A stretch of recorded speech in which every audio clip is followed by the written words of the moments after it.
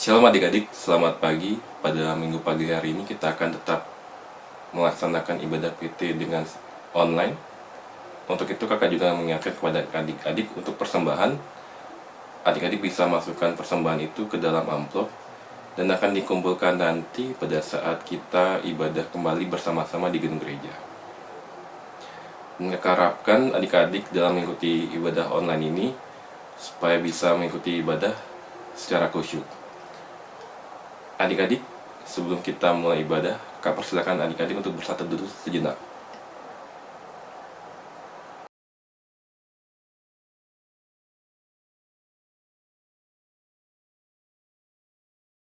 Satu selesai, adik-adik, mari kita buka ibadah ini sambil bernyanyi dari Kidung Jemaat 3, Kami Puji dengan Riang.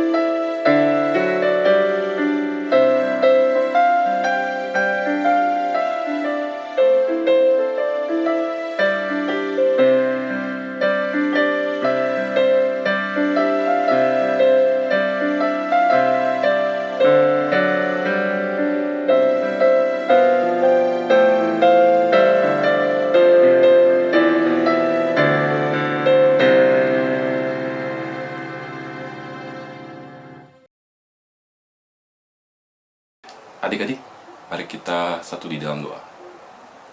Terpujilah ya Tuhan Kau Yesus Kristus. Bapak, terima kasih karena Engkau sudah boleh membimbing kami ya Bapak, menuntun kami, menyertai kami dalam kehidupan kami ya Bapak.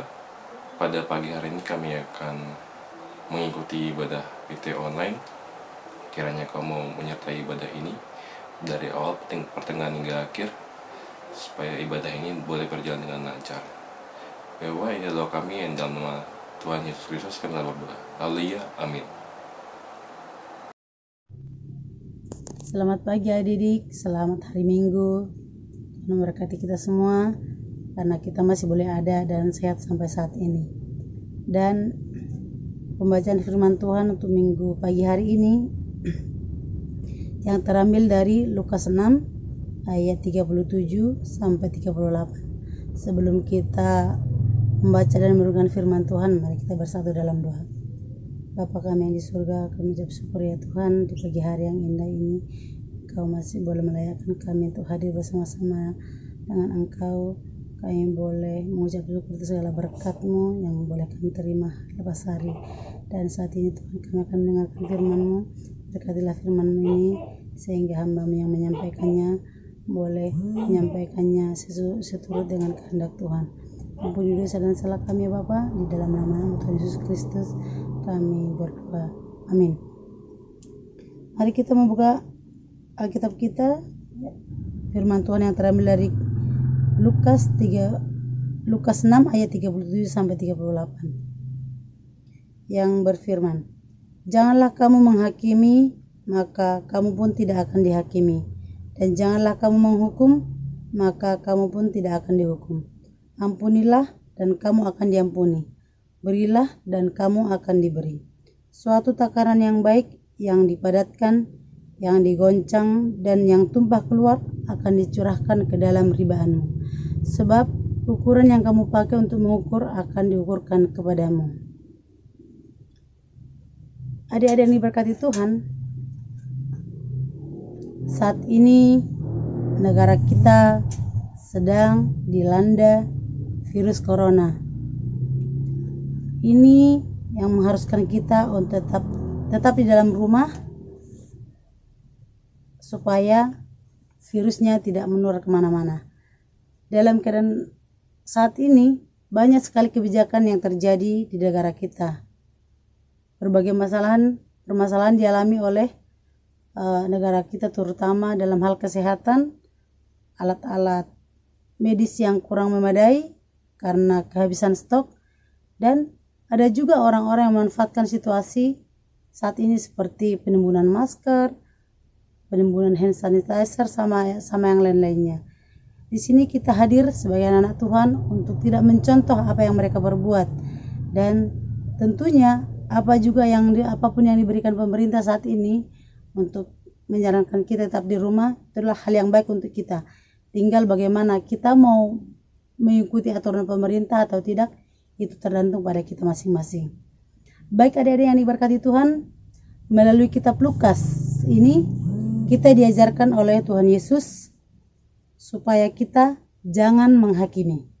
Dalam bacaan ini ada 4 perintah yang Tuhan sampaikan pada kita, yaitu pertama, janganlah kamu menghakimi. Yang kedua, janganlah kamu menghukum. Yang ketiga, ampunilah. Dan yang keempat, berilah. Kita masuk dalam poin yang pertama. Janganlah kamu menghakimi. Maksudnya adalah apabila adik-adik melihat sesuatu hal yang kurang berkenan yang kalian lihat, contohnya orang yang berbuat jahat sama kalian, janganlah langsung marah atau kalian jangan langsung menghakiminya. Kita tidak tahu maksud dari tujuan orang tersebut. Contoh, teman kalian mengambil tas atau barang kalian di sekolah, memindahkan barang-barang kalian yang di meja kalian, dipindahkan ke tempat yang lain, dan kalian tidak tahu. Setelah kalian tahu, apa tindakan kalian? Bisa jadi kalian marah kan? Tetapi kita sebagai anak Tuhan, kita tidak boleh langsung menuduh dia dan bilang, oh kamu pencuri. Oh, itu tidak baik adik-adik ya. Kita harus tahu dulu. Alangkah baiknya kita bertanya kepada teman kita, kenapa dia mengambil tas kita. Bisa jadi dia memindahkan tas kita atau barang-barang kita dari meja kita karena mungkin meja kita basah atau kotor. Jadi kita harus bertanya dulu baik-baik. Tapi seandainya pun teman kita mencuri sesuatu dari kita, kita pun tidak boleh langsung marah. Kita bertanya dulu baik-baik. Dan apabila dia melakukan hal yang mencuri sesuatu dari kita, ya janganlah langsung dimarahin atau jangan langsung dihakimi ya dia. Kita harus menegur dia, tapi tegurnya juga dengan kasih.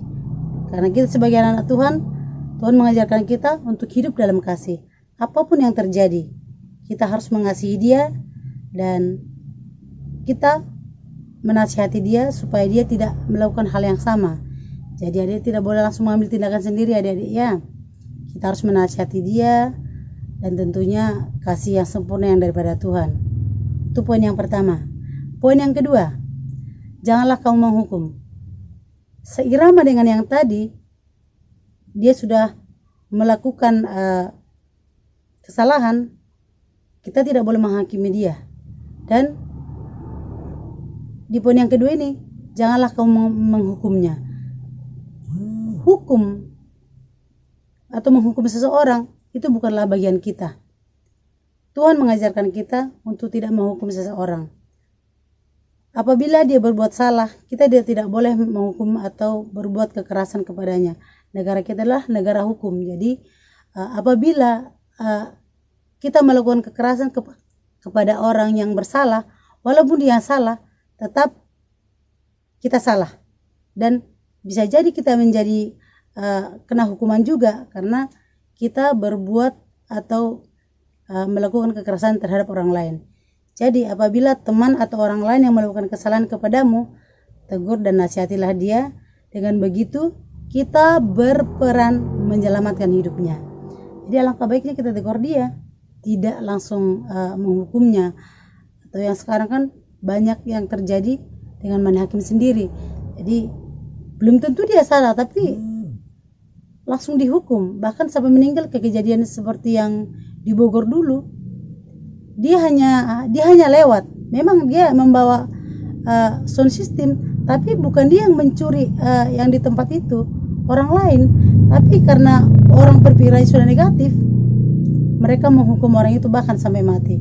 Jadi untuk adik-adik, jangan sampai salah ambil tindakan ya adik ya, karena kita sudah diajarkan Tuhan supaya kita tidak boleh menghukum orang sembarangan. Penghukuman itu bukanlah hak kita. Penghukuman itu adalah haknya Tuhan. Dan yang ketiga, ampunilah. Tadi kita tidak menghakimi, tidak menghukum orang yang bersalah pada kita. Kita juga harus mengampuni orang itu. Dengan begitu, kita menunjukkan kasih yang Tuhan Yesus ajarkan, yaitu mengasihi sesama manusia, bahkan orang yang membenci atau yang memusuhi kita. Jadi adik-adik, kita diajarkan untuk berlapang dada. Kita diajarkan untuk senantiasa tulus mengasihi orang lain, bukan karena dia baik atau jahat sama kita, tetapi firman Tuhan ajarkan supaya kita mengampuni siapapun yang bersalah kepada kita. Dan poin yang terakhir, poin yang keempat adalah berilah. Tuhan Yesus juga mengajarkan kita dalam hal memberi. Kita sudah melakukan tiga hal yang tadi: jangan menghakimi, jangan menghukum, dan mengampuni. Ini adalah suatu rangkaian yang indah. Kita tidak menghakimi, tidak menghukum, dan mengampuni dia. Dengan kita melakukan yang tiga ini, kita memberi dia kesempatan untuk berbuat baik.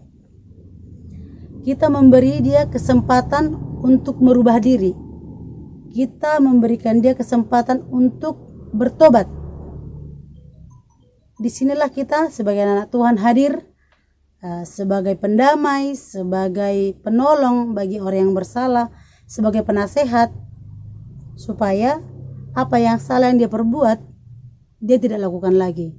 Dengan cara seperti itu, kita menolong dia, menyelamatkan hidupnya dari dosa.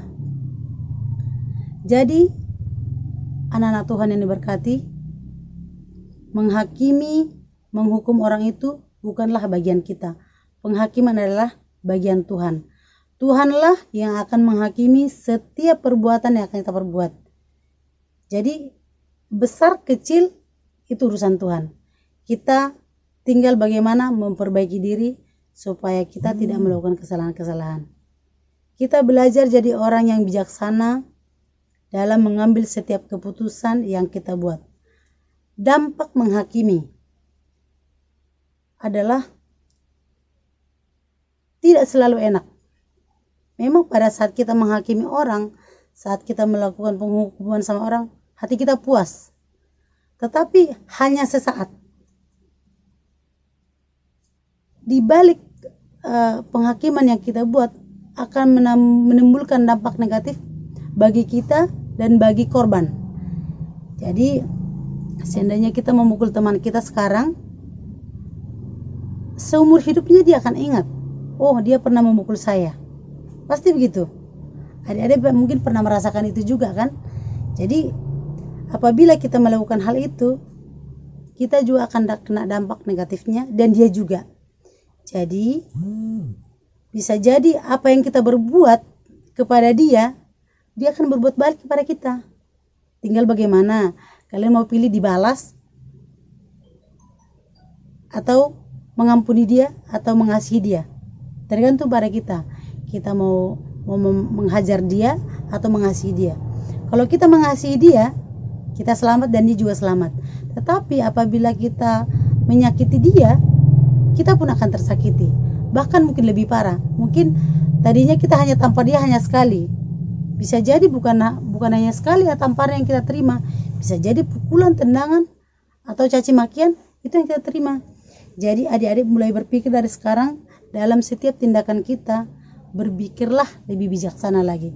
Supaya setiap perbuatan yang kita perbuat tidak menimbulkan hal negatif kepada orang lain, bahkan diri kita sendiri.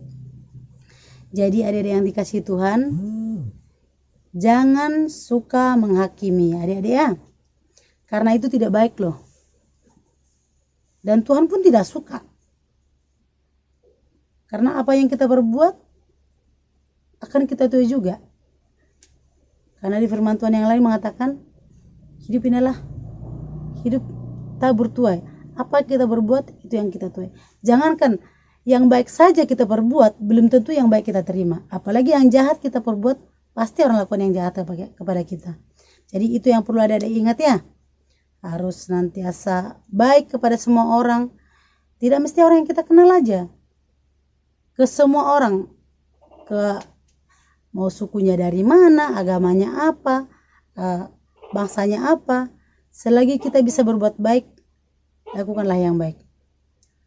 Mulai hari ini, mari kita adik-adik sama-sama meneladani supaya yang Tuhan Yesus ajarkan bagi kita, yaitu tidak boleh menghakimi dan menghukum orang lain.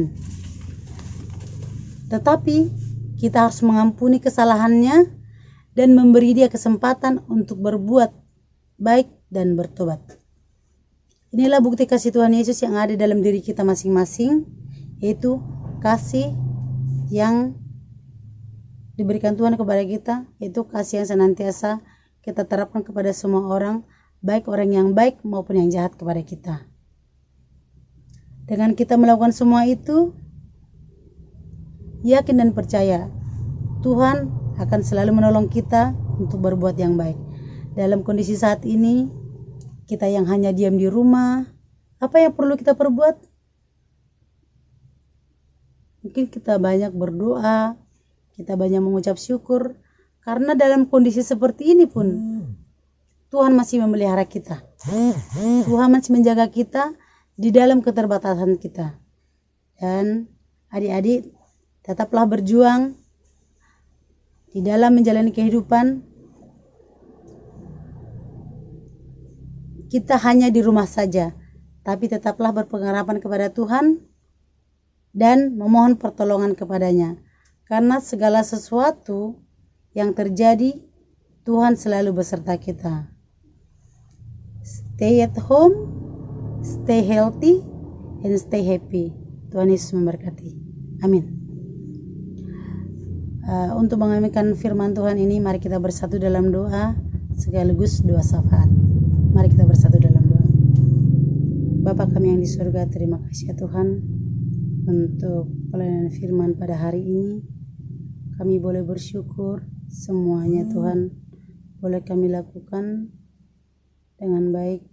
Ampuni ya Tuhan apabila dalam setiap perkataan kami, penyampaian kami ada yang kurang berkenan di hadapan-Mu. Biarlah Engkau Tuhan menyempurnakannya itu dan memasukkan itu ke dalam hati dan pikiran adik-adik, sehingga di dalam menjalani kehidupan kami hari-hari ini yang semakin susah ya Tuhan, Engkau selalu memberikan pengharapan bagi kami, sehingga kami mampu menjalani kehidupan kami hari lepas hari. Bapa Surgawi, kami berdoa untuk kondisi bangsa dan negara kami saat ini ya Tuhan, yang dilanda krisis kesehatan akibat virus corona yang menular kemana-mana. Telah banyak Tuhan korban jiwa yang telah berpulang kepadamu akibat penyakit ini. Kami biarlah Engkau Tuhan hadir bagi setiap keluarga yang kehilangan. Biarlah Engkau senantiasa Tuhan menghiburkan setiap keluarga yang ditinggalkan, sehingga mereka tidak kehilangan pengharapan kepadamu ya Tuhan. Biarlah Engkau juga mencukupkan segala kebutuhan mereka, sehingga mereka dalam menjalani kehidupan mereka tetap bisa mencukupi segala kebutuhan mereka ya Tuhan.